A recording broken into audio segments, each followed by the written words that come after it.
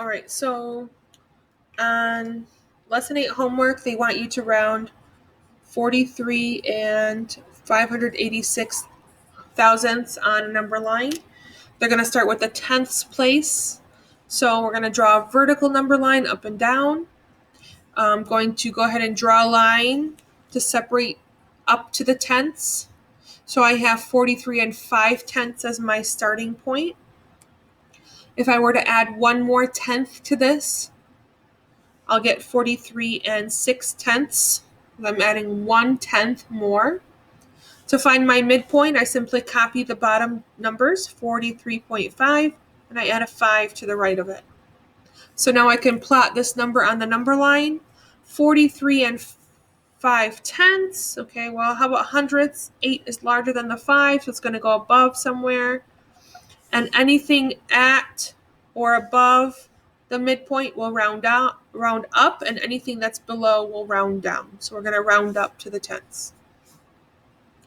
The next one, we're going to round to the hundredths place based on the problem, 1A. Well, now I'm going to go ahead and go all the way up to the hundredths and draw my line so I can see how many hundredths I have. I have 43 and 58 hundredths. If I were to add one more to the hundredths place, I'll have 43 and 59 hundredths. And to find my midpoint, I copy my bottom endpoint and add a 5 in the place to the right. Well, now I'm going to go ahead and plot this entire thing. 586 thousandths is more than 585.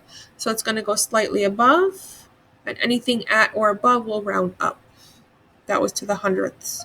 And now to the ones. So my starting point, I'm going to look for where the ones place is. So there are 43 ones in this number. So my starting point is 43. Let me add one more 1 to that. I'll get 44. My midpoint, I recopy the starting point, which is 43, and I add a 5 to the right. But notice this is the tenths place, so I have to remember to add that decimal.